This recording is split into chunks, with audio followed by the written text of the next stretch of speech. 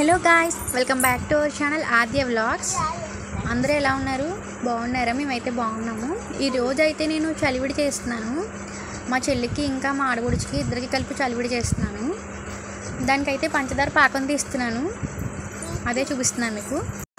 Friends, మీకు కనుక మా వీడియోస్ నచ్చినట్లయితే మా ఛానల్ని లైక్ చేయండి, షేర్ చేయండి, సబ్స్క్రైబ్ చేయండి అండ్ కమెంట్ చేయడం మర్చిపోకండి.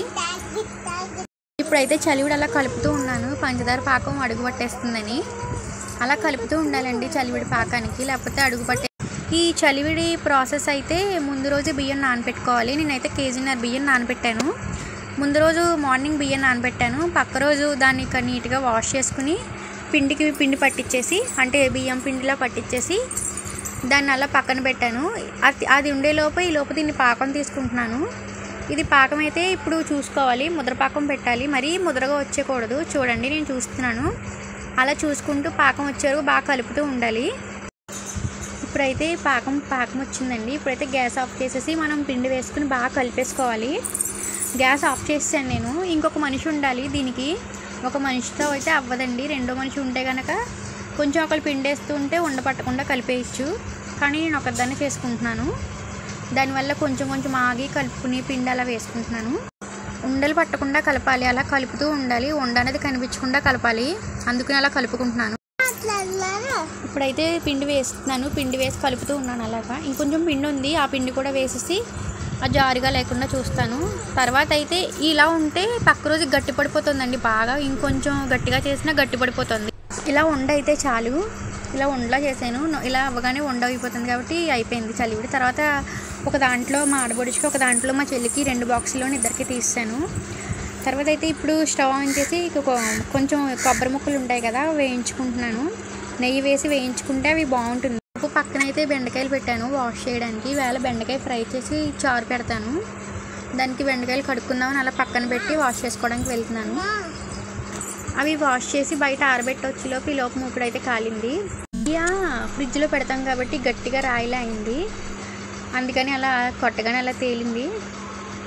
తర్వాత ఈ కొబ్బరి ముక్కల్ని బాగా వేయించుకోవాలి, దోరగా వేయించుకోవాలి, మంచి సువాసన వస్తుంది. అది అలా వేగుతూ ఉండగా పక్కన అయితే పిల్లకి ఈలోపు కొంచెం ఆకలి అంటుంది. బటర్ మిల్క్ ఉంది కదా అని పిల్లకి బటర్ మిల్క్ అయితే ఇస్తున్నాను గ్లాస్లో పోసి. అది దాంట్లో స్లోగా తాగించాలి. మజ్జిగ అవన్నీ అస్సలు తాగదండి, కానీ ఎండాకాలం కదా పిల్ల ఈ మజ్జిగలు పెరుగన్నాలు అవన్నీ అస్సలు తిందు. దాంతో చాలా బలవంతంగా తాగించుతున్నాను. దాన్ని బతిమాలుకోవడానికి వెళ్ళాను, ఇప్పుడు తాగాలి అని. ఈ లోపు దోరగా వేగాయి. ఇవి కొబ్బరి ముక్కలు గిన్నెలో పెట్టేశాను కదా ఎవరికి వాళ్ళకి విడిగాని, అలా ఎవరికి వాళ్ళకి విడిగా పైన గార్నిష్ చేసినట్టు వేస్తున్నాను. కొంచెం నేతితో ఉంటుంది కాబట్టి బాగా తేలుతుంది. కొంచెం ఎక్కువ నెయ్యి వేసి వేయించాను కాబట్టి బాగా తేలుతుంది. నేను ఇవన్నీ చేయడంలో అంత ఎక్స్పర్ట్ని ఏం కాదండి, మామూలుగా చేశాను అంతే. మళ్ళీ కింద మీరు పేర్లు పెడతారేమో, నాకేమీ పెద్దగా రావు, కానీ అన్నీ నేర్చుకుంటున్నాను ఇప్పుడే. ఈ లోపు అయితే బెండకాయ ఫ్రైకి నేను బెండకాయలు తరుగుతున్నాను. ఫ్రై చేద్దామని వాటిని ముందుగానే వాష్ చేసుకుని పక్కన పెట్టేశాను కదా. ఇప్పుడు క్లాత్ నీట్గా క్లీన్ చేసి ఫాస్ట్గా తరిగేస్తున్నాను. తరిగేసినవన్నీ పక్కన పెట్టేసి ఈ లోపు మూకుడైతే కొంచెం కాలేక అందులో బెండకాయ ముక్కలు వేసి బాగా ఫ్రై చేసేస్తున్నాను. తర్వాత ఆ పక్కన అయితే అన్నం పెట్టేశాను. అన్నం కూడా ఉడుకుతోంది. ముందే చారు పెట్టేశాను. చారు వీడియో తీయలేదండి, చారు ఏముంటుందిలే అని తీయలేదు. అంతే, బెండకాయ వేపుడు చేసి చారు పెట్టేసి అన్నం వండేసి పిల్లకి అన్నం పెట్టేశాను. ఈవినింగ్ అయితే మా ఊళ్ళో కళ్యాణం అని చెప్పాను కదా, శ్రీ రాముల వారి కళ్యాణం. నిన్న రథోత్సవం జరిగింది కదా. ఈ రోజు అయితే ముగ్గుల పోటీలు, అంటే ఈ రోజు అంటే నిన్న ఆదివారం నాడు అయితే ముగ్గుల పోటీలు జరిగాయి. ఇదంతా కళ్యాణం దగ్గర క్లిప్ అండి. ఈవేళ 10వ తారీఖున కళ్యాణం జరుగుతుంది, రాముల వారి కళ్యాణం. ఈ కళ్యాణం ఎంతో బాగా జరుగుతుందండి. మొత్తం అందరూ ఊరంతా కలిపి చేస్తారు, చాలా బాగుంటుంది. ఈ వీడియో క్లిప్స్ అన్నీ అక్కడవే. ఈ ముగ్గుల పోటీలో అన్ని ముగ్గులు పెట్టేశాక ఫస్ట్ ప్రైజ్ అని, సెకండ్ ప్రైజ్ అని, థర్డ్ ప్రైజ్ అని ఇస్తారు. అంతేనండి వీడియో. Thank you friends.